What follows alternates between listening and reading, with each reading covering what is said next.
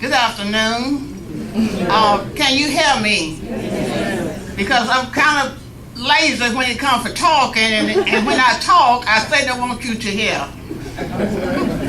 I came to Shreveport in the late 60s from my native little country home, Bastrop, Louisiana.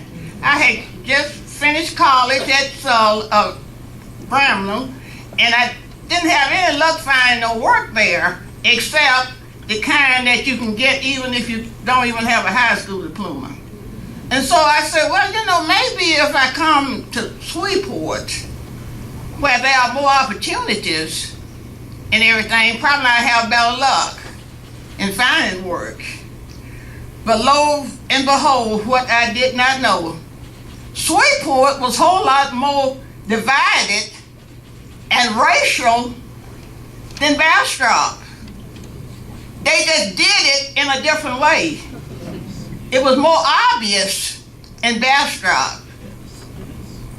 In Shreveport, it was the same way, but the thing about it, they kind of went by it in a different way. So if you wasn't very careful, so many times you would be denied opportunities, and unfortunately, so many of us didn't even know we were being denied. We just thought maybe we wasn't good enough, or maybe we didn't pass the test, because that's what they would tell you. That, well, you didn't pass the test, or say another requirement you don't have. You know, a lot of folks fell for that, but believe me, I didn't, because I have always had a way of finding out information when I really wanted to. I may not tell you, but I always have a way. So I said, I'm gonna come to Shreveport and find something worse than what I left from? And so then one night I said, you know, maybe all different races, all white people are not the same. You maybe just a few I run up on. And I have to admit, even in my day as a child, I have met some wonderful white people.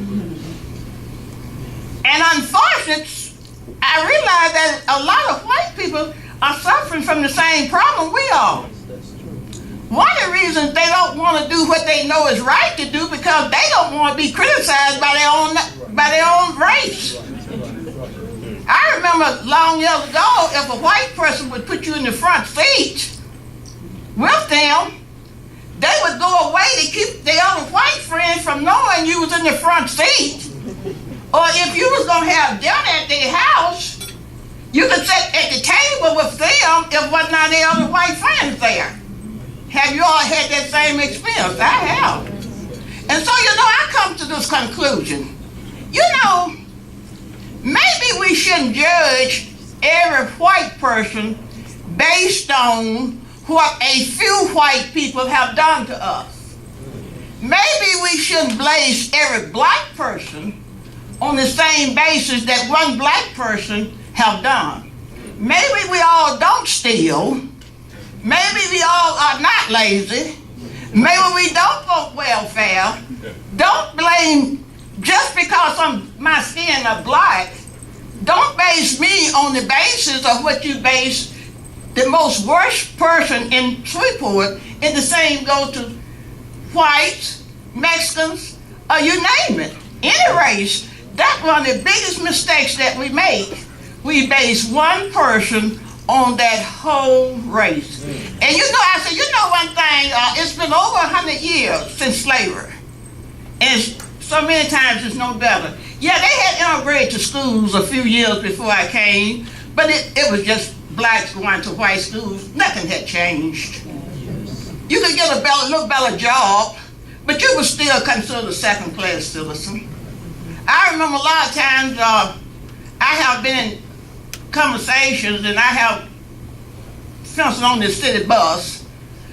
In those days, white people was riding the bus. And the blacks would kind of sit in the center, and if a group of white people was together, they'd talk about certain conversations, and if a black person would get on, they'd change the conversation. And so went to black. Now, you white folks don't feel bad because blacks is just as bad. Just as bad. You know, if you're going to tell something, let's tell the truth. You know, that's the only way it's going to ever work. Just tell the truth. I'm guilty, and I know many of you are too. But you know, I said I'm going to do something about this. Because I just don't think everybody in the world, because God created us all. I just think everybody in the world are not evil. And so I said, you know, I'm going to think about some way to bring this whole neighborhood together. So I started a garden, a community garden in Allendale. One of the most unhealthy neighborhoods in the city. In fact, it was considered to be a place where no one decent lived. And if you told people you lived in Allendale, they gave you a stigma. You was considered to be second class. I said, I'm going to start this garden. I'm going to have vegetables, and I'm going to have flowers. I said, and I bet you that's going to bring all races together. And once they come together, they will be able to fellowship with each other, and they will realize that blacks, Italians, Mexicans, want the same thing as any other race of people. That is respect, a decent place to live, and a place that we can love and call home and raise our children. We are more alike than we are different.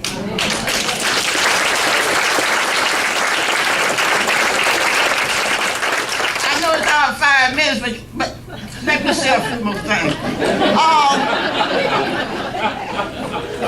You know, God didn't put us here for nothing. He put us here for this to be a better world.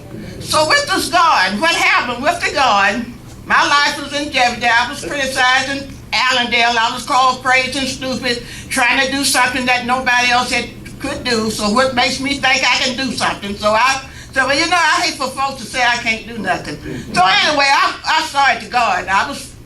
My life was put in danger. My house was shot into. My garage was burned up and all that. But I kept working. And I never forget, I went out there and started working. 2 weeks later, I got a call. Mac McCarter came out, him and his group. Summer Grove Baptist Church, they came out with their great group, including their little children. And Moon's Tree Services came out to help me work in the garden. So we cleaned up the garden, they planted flowers and vegetables, and that's how the garden started growing. And then after then, First United Methodist Church downtown came out, worked, they installed a water line and everything, and little by little, we had different races of all kinds, the rich, the poor, the different religions. Everybody came out. That garden been visited now by people like former Governor Kathleen Blanco, United States Senator Mary Landrieu. 2 years ago, our dear President Jimmy Carter. All of those folks have been out there to that garden. I have been several places making public speaking. I've talked to several people. I have got several letters from Senator Mary Landrieu and many more. I understand white people, Italian people so much better than I used to, because we have been able to work together in the garden, and now several other gardens have started because of Allendale. LSU University is over. We have many gardens at the churches and everything, and now I can talk to any white person, Mexican, black person as equal to me, and you are equal. We are equal to each other. We are no lower. We no higher than any rest of you. We all are the same. And I ask anybody, if you want to change something, don't let nobody discourage you for what you want to do. And if it's something good, believe me, you will have other people join you, like we have many community gardens now. And believe me, if you try and ask God to help you, you will succeed. Thank you.